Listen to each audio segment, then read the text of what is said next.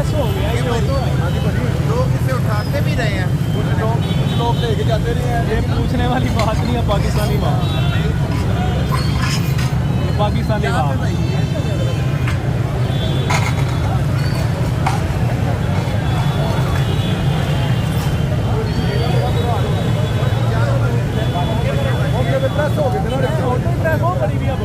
बॉडियाँ चारों पड़ी हैं। नहीं ऑटो की, रिक्शे की बॉडी। अच्छा अच्छा, बॉडी वो नहीं, वो साइड पे वो देखो, बॉडी जो है ना रिक्शे की, वो हमने वो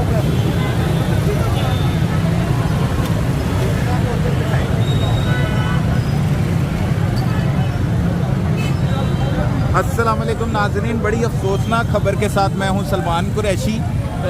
इस वक्त एमयू कॉलेज के करीब एक इंतहाई अफसोसनाक वाक़या पेश आया है। ये बॉडी पड़ी है वो रिक्शे की, और एक ही फैमिली बताई जा रही है जिसमें बच्चे का नाना जो है वो बच्चों का वो ड्राइव कर रहा था, उसके साथ उसकी अहलिया थी और साथ उसकी बेटी और नवासे दो थे, और दो बच्चे मौजूदा तौर पर महफूज रहे हैं। और एक कातिल ट्रक की वजह से जो है ये अफसोसनाक वाक़या पेश आया। बोतलों से भरा हुआ ये ट्रक था, तेज़ रफ्तारी की वजह से एमयू कॉलेज से जबुर्जी की तरफ जा रहा था कि इस दौरान जो है वो ये